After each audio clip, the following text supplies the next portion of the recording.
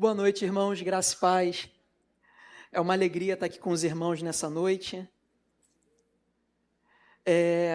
Louvar o nome do Senhor, porque o Senhor nos trouxe aqui para ouvirmos da sua mensagem, para louvarmos como igreja aqui. Louvar o nome do Senhor, porque minha esposa me deu mais um lencinho, meus presentes mais um lenço. Amém.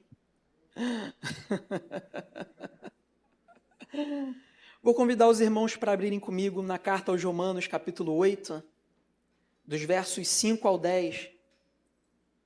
A gente leu bastante na liturgia sobre Romanos, a gente vai permanecer na carta aos Romanos, capítulo 8, dos versos 5 ao 10.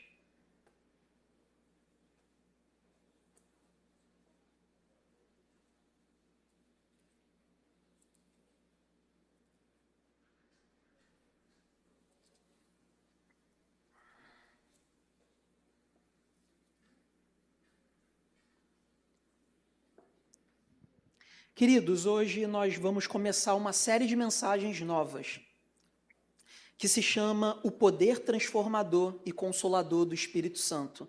Ou seja, nós vamos gastar um tempo aqui nas próximas semanas para falar sobre a pessoa do Espírito Santo. Amém, irmãos?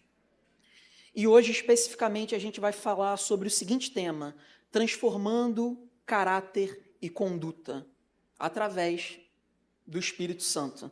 Amém, irmãos? Todos acharam? Carta aos Romanos, capítulo 8, leitura a partir do verso 5.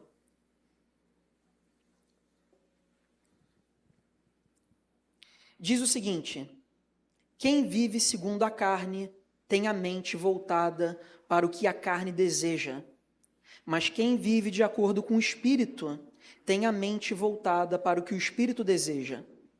A mentalidade da carne é morte, mas a mentalidade do Espírito é vida e paz.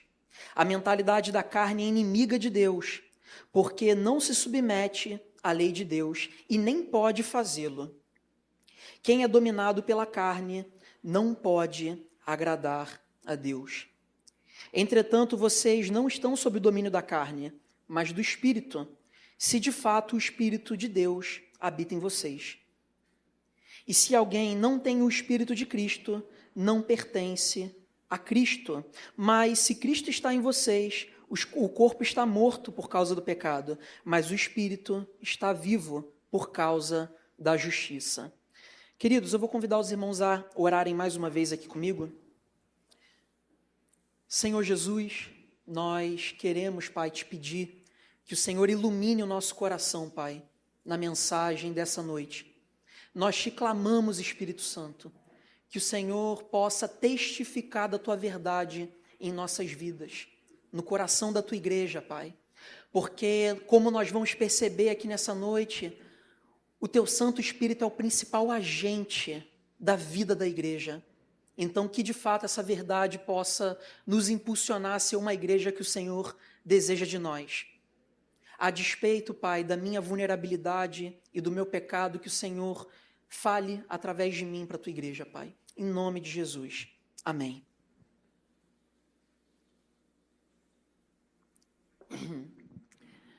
Queridos, quando nós pensamos no Espírito Santo, alguém aqui já se perguntou o porquê do Espírito Santo ser chamado dessa forma? Por que Espírito Santo? Se Deus Pai é santo, Filho é santo, por que a nomenclatura Espírito Santo? É óbvio que, essencialmente, a Trindade ela é santa, como diria os pais da igreja, a Trindade ela é una e santa. Mas existe um propósito especial pelo qual nós chamamos o Espírito de Deus de Espírito Santo. E para poder definir isso, Sproul ele diz o seguinte: entre as pessoas da Trindade, o Espírito Santo é o principal agente que trabalha em favor da nossa santificação, capacitando o processo pelo qual nós somos conformados à imagem de Cristo e tornando-nos santo. Ou seja, o que Sproul está dizendo aqui? Que nós chamamos o Espírito Santo como tal porque ele é o principal agente de santidade na vida da igreja. Ele é o principal agente da redenção de Cristo na vida da igreja. Nós vamos perceber isso aqui de uma forma muito clara. E quando nós pensamos sobre a vontade de Deus, nós pensamos sobre uma série de coisas, né? Com quem a gente vai casar. Eu já estou casado, graças a Deus, mas a gente pensa, quem que eu vou casar? Que decisão eu vou tomar? Que vida profissional eu vou seguir? Que decisões eu vou tomar? Né? Só que o apóstolo Paulo, na primeira carta dele aos Tessalonicenses, ele diz o seguinte: essa é a vontade de Deus, a vossa santificação. Ou seja, o primeiro aspecto que Paulo considera ser a vontade de Deus para a vida da igreja é que a igreja vive em constante santificação. Essa é a vontade de Deus para a nossa vida. Então, notem a importância do Espírito Santo na nossa vida. Se o principal papel do Espírito Santo é ser um agente de santificação na igreja, e se essa é a principal vontade de Deus para nós, imaginem o quanto é importante nós considerarmos o Espírito Santo na vida da igreja. É extremamente importante. E quando a gente fala de caráter e de conduta, intrinsecamente a gente está falando da santificação. Né? Hoje o tema que a gente vai tratar fala sobre a nossa transformação do caráter e da conduta, e de uma forma direta e indireta, a gente vai falar aqui sobre santificação, porque tem tudo a ver. O comentarista Adolf Paul, ele fala que o texto que a gente acabou de ler aqui, de Romanos capítulo 8, dos versos 5 ao 10, ele fala sobre a forma como a igreja exercita a vontade de Deus através da santificação. Por isso, é esse o tema que a gente vai tratar essa noite, através do texto de Romanos, capítulo 8. Mas é interessante também notar, irmãos, que se a gente pudesse dizer qual é o principal tema da carta aos Romanos, a gente poderia dizer que é o tema da justificação pela fé. Ou seja, Cristo nos justifica do nosso pecado, Cristo nos justifica da nossa culpa, e essa salvação ela está destinada tanto para judeus, como para gentios, como para israelitas, como para gregos. Ou seja, a salvação ela foi proporcionada a toda a humanidade. E quando a gente fala aqui de Espírito Santo, a gente vai perceber que o Espírito Santo ele age em todo o processo de salvação. O Espírito Santo ele age em todo o processo de redenção na vida da igreja. É o Espírito Santo que nos convence do pecado, da justiça e do juízo. É o Espírito Santo que nos regenera por uma nova vida. É o Espírito Santo que nos santifica. Por isso que o Espírito Santo é o principal agente da vida da igreja. E é por isso também que quando Jesus ele fala que ele iria ser assunto aos céus, ele deixaria o Consolador, que é o Espírito Santo, e ele testificaria de Cristo em todas as coisas. O Espírito Santo testificaria da obra de Cristo. O Espírito Santo testificaria da salvação de Cristo, da santificação que a igreja precisava viver através da graça de Cristo.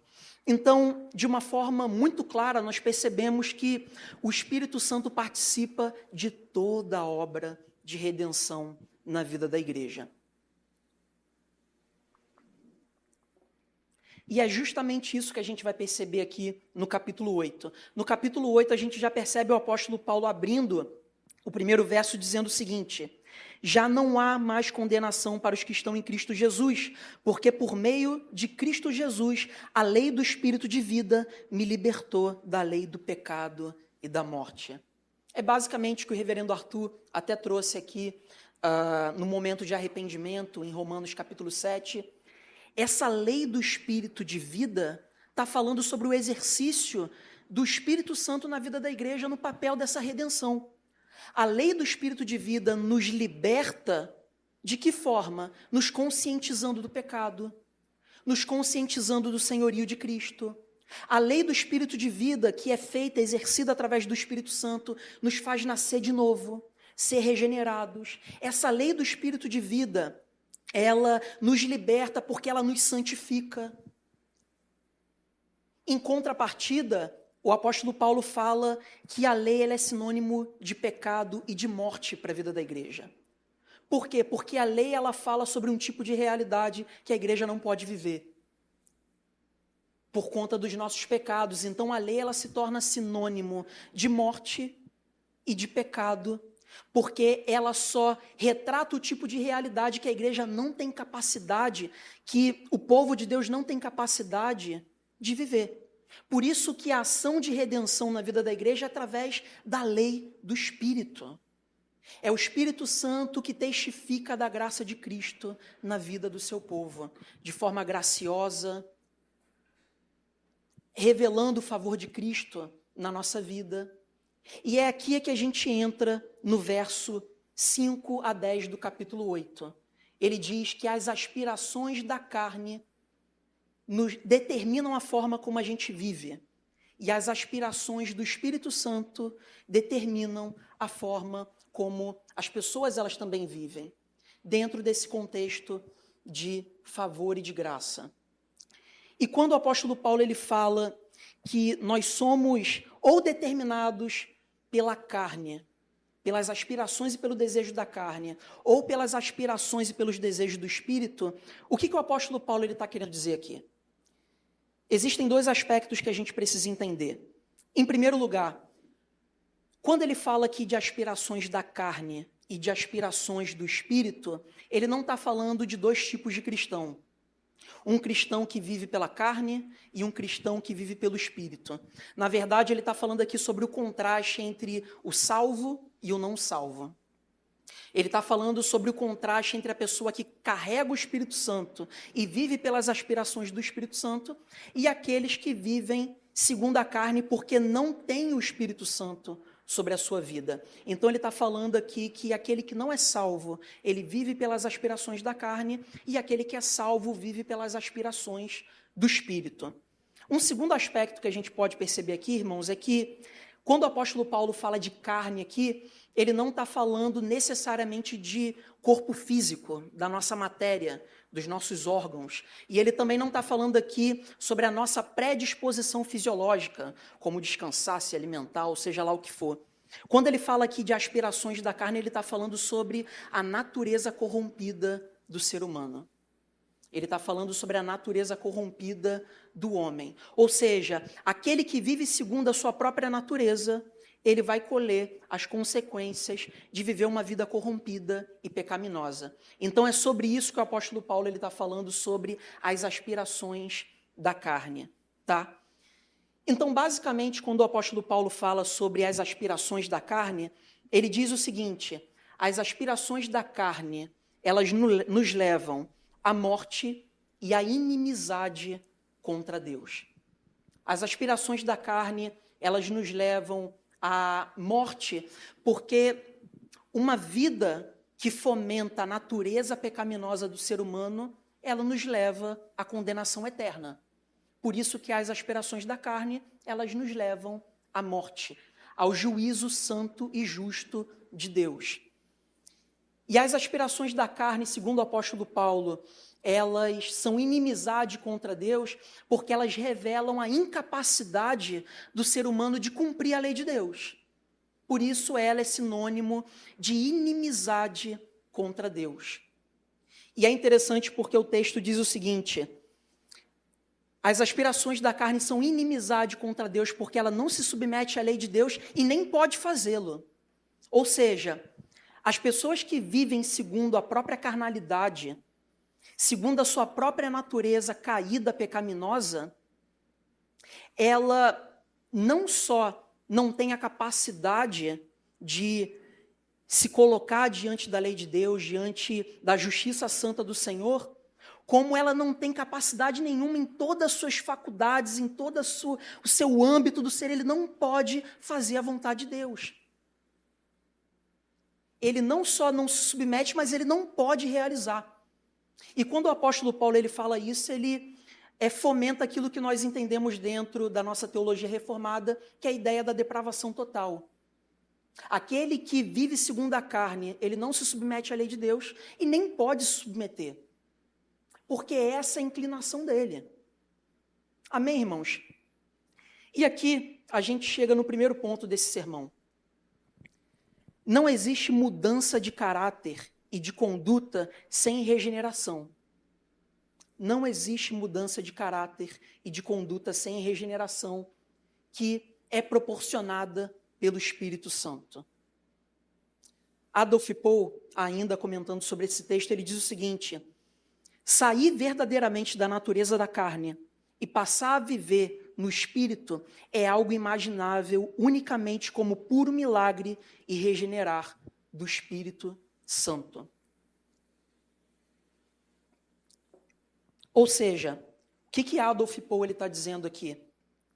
Que não existe a possibilidade do Espírito reger a nossa vida sem que haja um processo milagroso, poderoso do Espírito Santo regenerando a nossa vida. Não existe a possibilidade. É aquela velha história lá de João capítulo 3, quando Jesus está conversando com Nicodemos e Nicodemos fala assim: olha, pelos feitos que você realiza, dá para perceber que você vem da parte de Deus. Aí Jesus ele fala: olha, mas é necessário nascer de novo. E Nicodemos não entende nada do que Jesus está falando. Será que eu tenho que voltar e entrar na barriga da minha mãe e nascer de novo? Então Jesus ele reitera e diz o seguinte: para você ver o reino de Deus, para você ver aquilo que é espiritual, para você discernir a realidade do reino de Deus, você precisa nascer de novo. Ou seja, da mesma forma, irmãos, não tem maneira da gente viver a vontade de Deus, se submeter à lei santa de Deus, se a gente não nascer de novo. Se a gente não for regenerado pelo poder único do Espírito Santo na nossa vida. Então, a Escritura nos orienta que, quando nós nos conscientizamos do nosso pecado, da nossa culpa inerente diante de Deus, e quando reconhecemos o senhorio de Cristo e a obra redentora de Cristo na cruz do Calvário, por consequência existe a promessa de que o Espírito Santo nos regenera e nos dá uma nova vida. E nós podemos nos tornar aptos para viver a vontade de Deus. E nós nos tornamos aptos para ser guiados pelo Espírito Santo. Sem a obra de regeneração, não existe essa possibilidade. Assim como não existe a possibilidade da gente ser mudado no nosso caráter, não há possibilidade de fazer qualquer outra coisa diante de Deus sem regeneração e sem um novo nascimento. Mas existem outros aspectos que são importantes para a gente entender nesse primeiro ponto, que é uma realidade de ajustarmos a nossa expectativa. Em que sentido? Quando ajustamos a nossa expectativa a respeito da condição da humanidade sem Jesus, nós paramos de esperar uma conduta e um caráter que as pessoas não podem oferecer. Essa é uma realidade importante da gente entender. Se nós entendemos que só existe transformação por intermédio do regenerar do Espírito, da santificação do Espírito, por que em muitas ocasiões nós tentamos exportar um tipo de doutrina e um tipo de conduta para uma pessoa que sequer conhece o Espírito Santo? Que sequer conhece Jesus? E esse caminho é muito difícil, irmãos, porque muitas vezes essa pessoa é uma pessoa que a gente tem apreço, é uma pessoa que a gente ama, é uma pessoa que a gente tem algum tipo de sentimento, e isso traz um sentimento de impotência muito grande. Eu, durante muito tempo, passei isso dentro da minha casa. Meus pais, minha irmã, eles não reconheciam Jesus como o Senhor da vida deles, e isso me trazia um sentimento de impotência muito grande, porque por mais que eu tivesse estudado teologia, que eu conhecesse algumas coisas profundas do Evangelho, eu não era capaz de salvar minha casa. Por isso, entender que é o Espírito Santo que atua na vida daquele que precisa de regeneração é importante para o nosso coração. Às vezes o sentimento não é de impotência, às vezes o sentimento é de inconformidade. Porque a gente olha perplexo para as notícias que a gente vê o tempo todo no jornal, nos sites de notícia.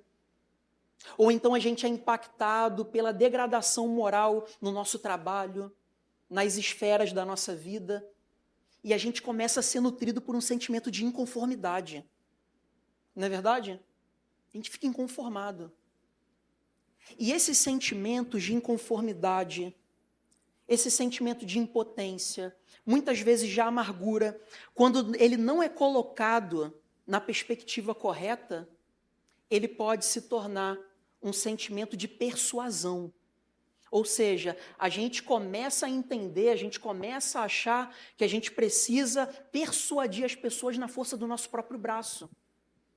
A gente se torna inflexível. E a gente substitui o entendimento bíblico de testemunho. Sempre quando a pregação do Evangelho ela é falada no Novo Testamento, ela tem uma conexão direta com o testemunho.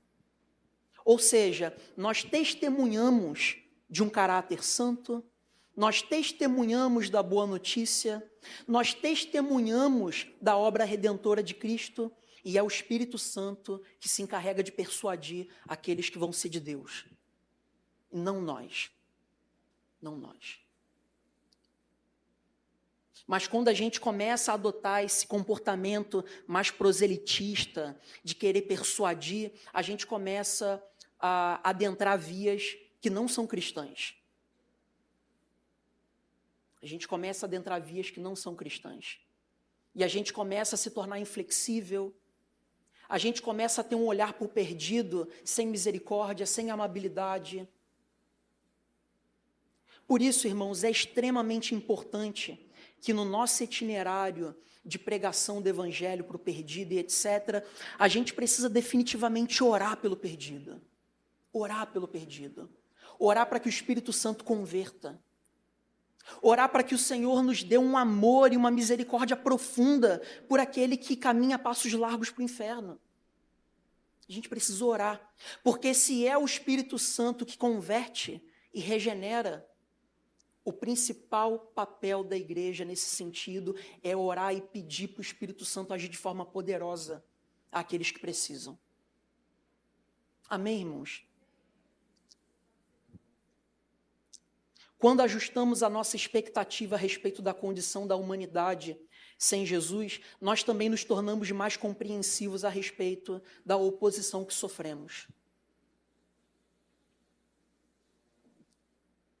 Quando nós entendemos, irmãos, que sem Cristo, o perdido ele não pode viver segundo o Espírito, ele não pode ter um caráter moldado à imagem de Cristo Jesus, nós olhamos com um olhar e uma expectativa mais sóbria a respeito do porquê que a gente é perseguido.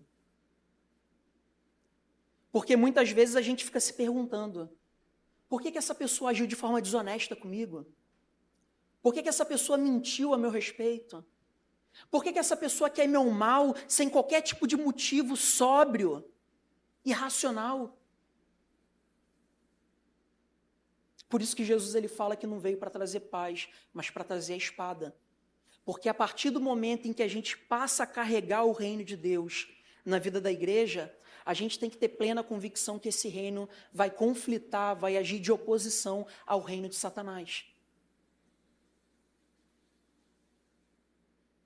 Como diz Jesus, se a pessoa não nascer de novo, ela não pode ver o reino de Deus. Ela não pode discernir aquilo que é espiritual. Ela não pode discernir aquilo que é bom. O que a gente vai esperar de uma pessoa que não carrega esse discernimento e essa percepção? A gente vai sofrer oposição.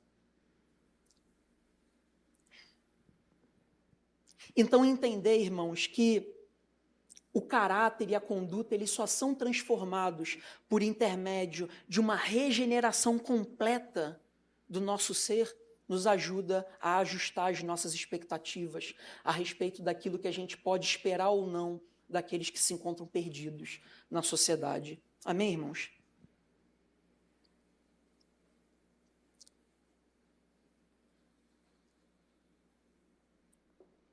O apóstolo Paulo ele continua dizendo que se as aspirações da carne elas levam à morte e à inimizade contra Deus, as aspirações do Espírito, elas nos conduzem à vida e à paz. Por que as aspirações do Espírito, elas nos conduzem à vida? Porque as aspirações do Espírito nos tornam devotos ao Espírito Santo.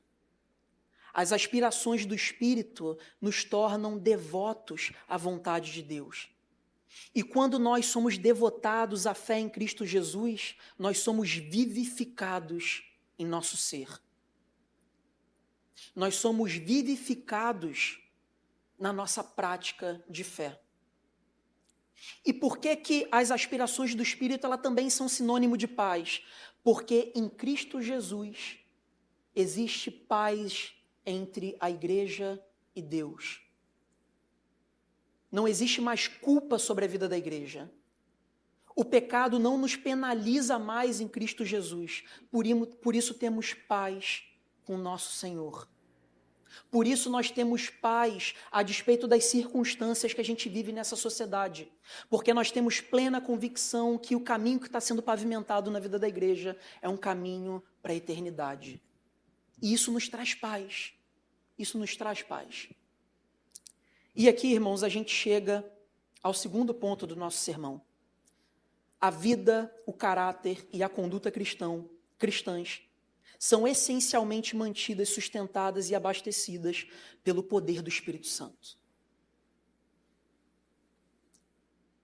Não existe maneira, irmãos, do caráter, da nossa conduta, da nossa vida, ser sustentada, ser fortalecida, ser renovada, senão pelo poder do Espírito Santo.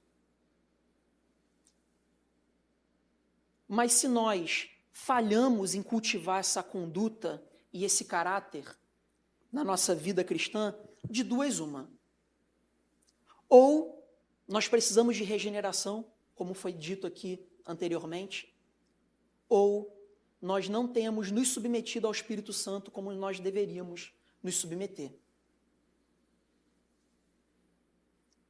Se nós não temos crescido em caráter, em conduta, se nós não temos sido transformados segundo a imagem de Cristo, quando nós refletimos e avaliamos a nossa vida, então isso significa que ou nós precisamos de regeneração, ou nós precisamos aprender a nos submeter ao Espírito que habita dentro de nós. Como a gente já conversou sobre regeneração, eu vou tratar aqui sobre o segundo aspecto, tá? E muitas vezes, irmãos, nós falhamos em nos submeter à presença do Espírito Santo, em primeiro lugar, porque nós não damos a devida importância ao Espírito Santo na vida da igreja. Nós falhamos em ter um caráter e uma conduta que reflita Cristo, porque desprezamos a presença do Espírito Santo. Nós somos tão entorpecidos pela frieza geral do mundo que a gente vive. A gente é tão conformado a essa presente era, esse presente século, que nós começamos a tomar uma atitude de frieza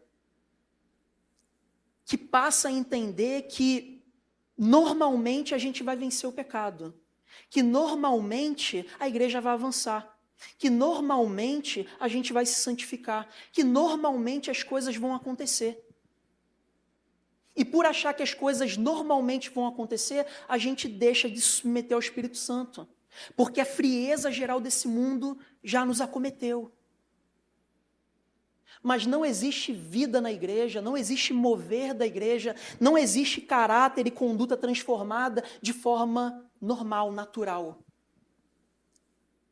Porque nós somos transformados conforme o caráter de Cristo de forma poderosa e sobrenatural.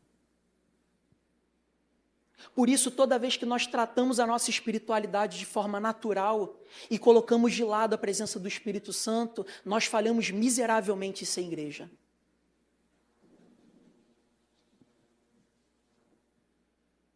Se é o Espírito Santo que muda o nosso caráter e a nossa conduta, se nós somos dependentes e precisamos da ajuda do Espírito de Deus, a igreja só será santa quando voltar a dobrar os seus joelhos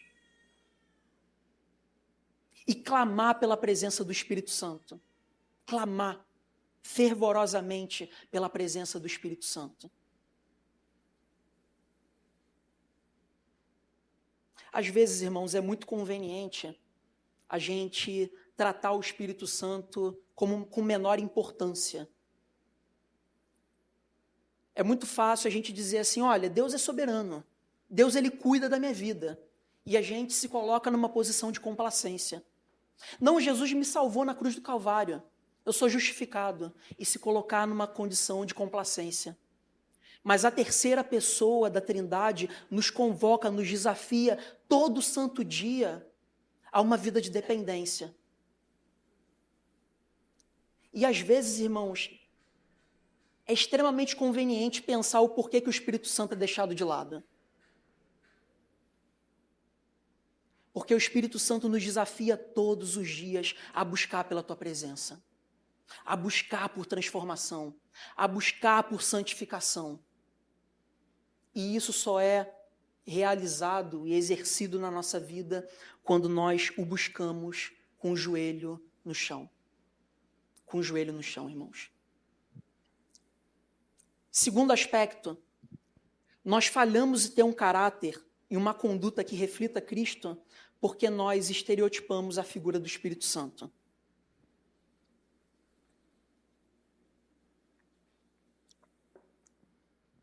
Como assim nós estereotipamos a figura do Espírito Santo? Às vezes nós associamos o Espírito Santo a uma força impessoal, né? O Espírito Santo é como um simples mover irracional, que só serve para trazer uma sensação e um sentimento para a gente. Às vezes a gente trata inconscientemente o Espírito Santo dessa forma. Mas é interessante porque todas as vezes que Jesus ele se refere ao Espírito Santo, ele trata o Espírito Santo como o Espírito da verdade. Como o Espírito da verdade.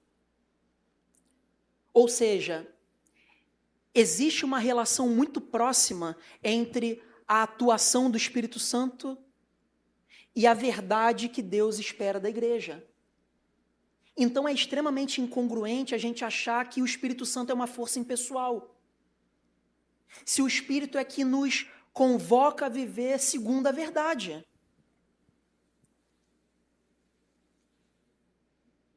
O Espírito Santo não é uma força impessoal que nos traz apenas sensações como se isso fosse um fim em si mesmo. O Espírito nos chama a viver de acordo com a sua verdade. Foi o próprio Espírito Santo que inspirou a redação bíblica, irmãos. Então é o próprio Espírito Santo que vai nos iluminar a respeito da verdade que ele exige de nós. Então, além do Espírito Santo ser a própria pessoa de Deus, ela tem uma vontade. E essa vontade é nos tornar e nos fazer conformados à verdade do Evangelho. Por isso, ele atua todos os dias na vida da igreja. Todos os dias, todos os dias. Às vezes eu vejo algumas pessoas dizendo, Deus colocou no meu coração, o Espírito falou comigo.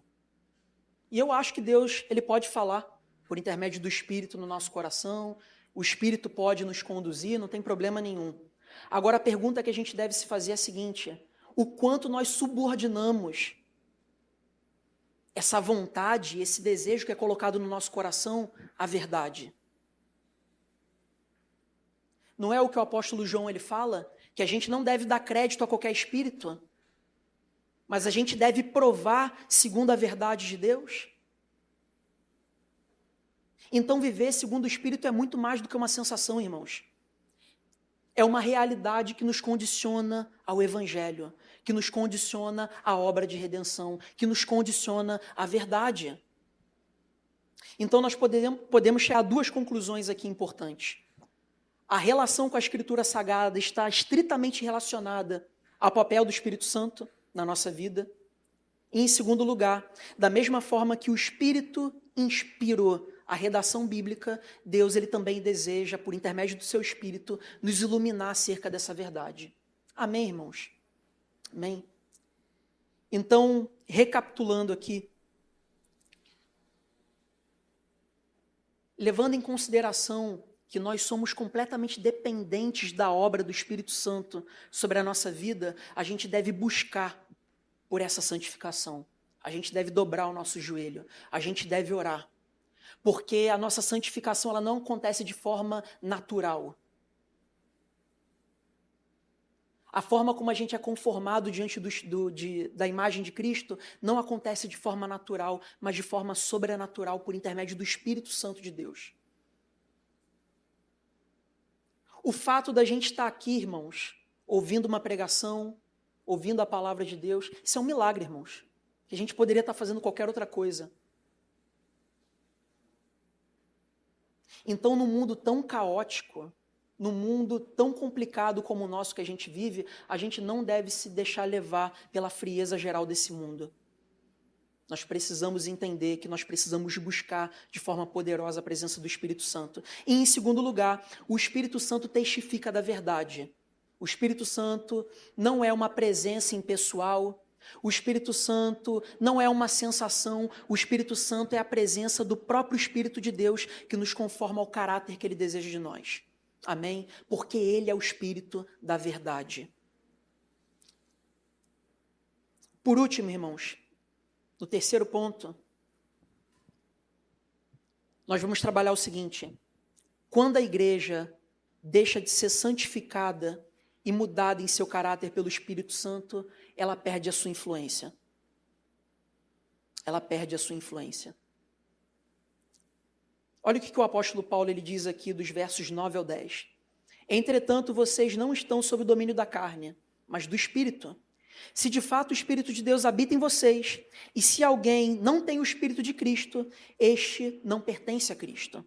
Mas se Cristo está em vocês, o corpo está morto por causa do pecado, entretanto o Espírito está vivo por causa da justiça. Ou seja, olha o que o apóstolo Paulo está dizendo aqui. O que testifica da presença de Cristo na nossa vida é a ação do Espírito na nossa vida. Se o Espírito não nos governa, se o Espírito não habita em nós, se o Espírito não exerce o seu papel na vida da igreja, então nós revelamos que nós não pertencemos a Cristo. Ou nós falhamos em mostrar que nós pertencemos a Cristo. E se o Espírito, o principal papel do Espírito na vida da igreja é a santificação, então nós chegamos à conclusão que nós revelamos a influência de Cristo na vida da igreja na forma como ela é santa na sociedade. Nós demonstramos a nossa influência como igreja na forma como nós testificamos da nossa santidade.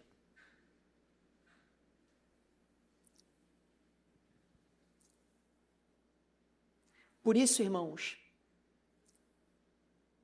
apagar a presença do Espírito Santo no nosso viver, nos santificando, nos dando um caráter redimido, é o mesmo que apagar a presença da igreja da sociedade. Mais uma vez, apagar a presença do Espírito Santo do nosso viver, nos santificando e nos dando um caráter redimido, é o mesmo que apagar a presença da igreja na sociedade.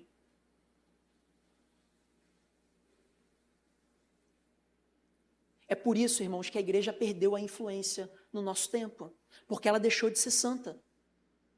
É por isso que a igreja não testifica de Cristo, porque ela deixou de ser o povo distintivo de Deus.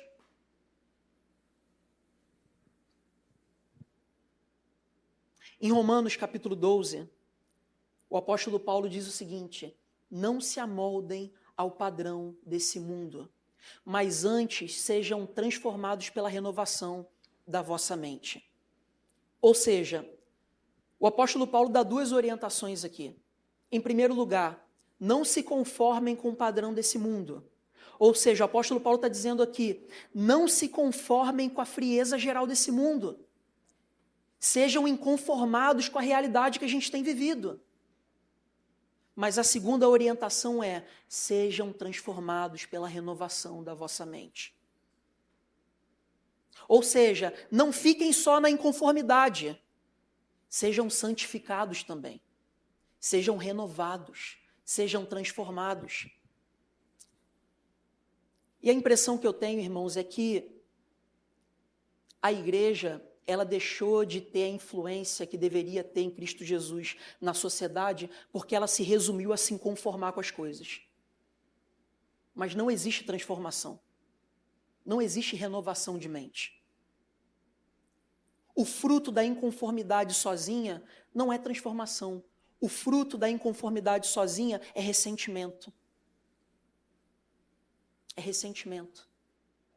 Eu estava até conversando ali com o Vaguinho e a Jéssica na EBD, porque me chama a atenção que no livro de Apocalipse, quando Jesus está falando com a igreja aos Efésios, ele diz o seguinte: olha, eu tenho a favor de vocês que vocês lutam pela verdade, que vocês lutam contra o ensino dos nicolaítas, mas eu tenho contra vocês que vocês perderam o primeiro amor. Ou seja, essa luta pela verdade enrijeceu tanto o coração da igreja que ela perdeu o primeiro amor.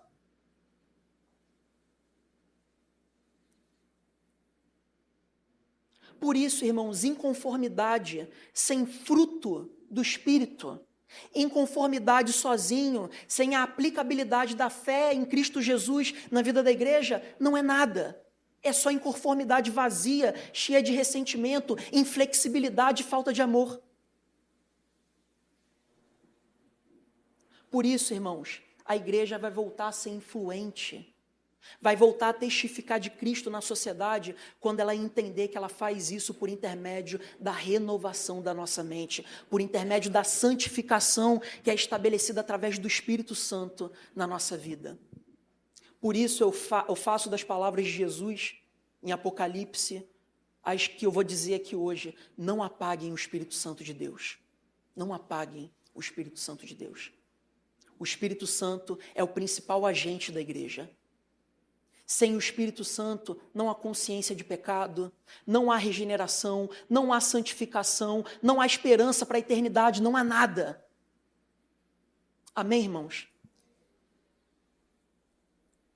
Então, se nessa noite, irmãos, você tem se sentido distante da presença gloriosa do Espírito Santo, se você tem vivido como se o seu caráter, ele não tivesse sido renovado da maneira como a gente acha que gostaria de ser renovado, eu queria convidar os irmãos a orar aqui nessa noite e pedir para que o Espírito Santo volte a atuar na nossa vida, para que o Espírito Santo volte ao seu Senhor, o regente, a força motriz da nossa vida.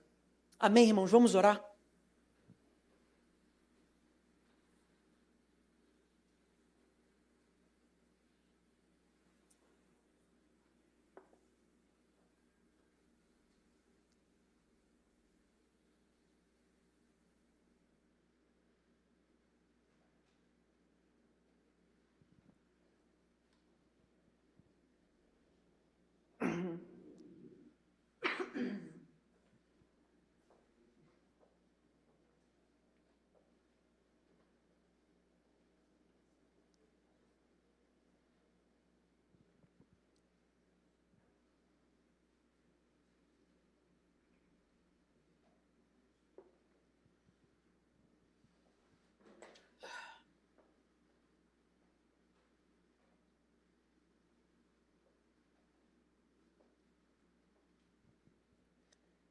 Senhor Jesus, nós nos reunimos aqui como igreja e te pedimos, Pai, a tua misericórdia. Pedimos a tua graça sendo estendida sobre a vida da igreja, Pai. Te pedindo perdão porque nós apagamos em muitas ocasiões a presença do teu Santo Espírito na vida da tua igreja, Pai. Tem misericórdia, Senhor, tem misericórdia. Tem misericórdia pela nossa falta de entendimento a respeito do papel que o teu Santo Espírito tem sobre a nossa vida. Por isso, Espírito de Deus, nós te pedimos, nos conscientiza do nosso pecado, transforma as nossas vidas. Espírito Santo nos santifica e nos conforma à imagem de Cristo. Espírito Santo, move a tua igreja exerce o seu papel sobre a tua igreja. Nós queremos render o nosso coração nessa noite ao governo e ao senhorio do teu Santo Espírito. Em nome de Jesus, Pai. Em nome de Jesus. Tem misericórdia. Tem misericórdia, Pai. Que teu Santo Espírito possa atuar na vida da igreja de tal maneira que a igreja volte a ser luz e sal nesse mundo. Através da sua santidade. Através do povo que ao longo da história sempre se colocou como um povo distinto na sociedade. Um povo que é diferente. Um povo que ama. Um povo que é justo. Um povo que é santo. Por isso nós te pedimos, Espírito Santo, atua em nossas vidas. Atua em nossas vidas. Restaura na vida da tua igreja a imagem de Deus na nossa vida. Em nome de Jesus. Em nome de Jesus. É isso que nós te pedimos essa noite. Amém.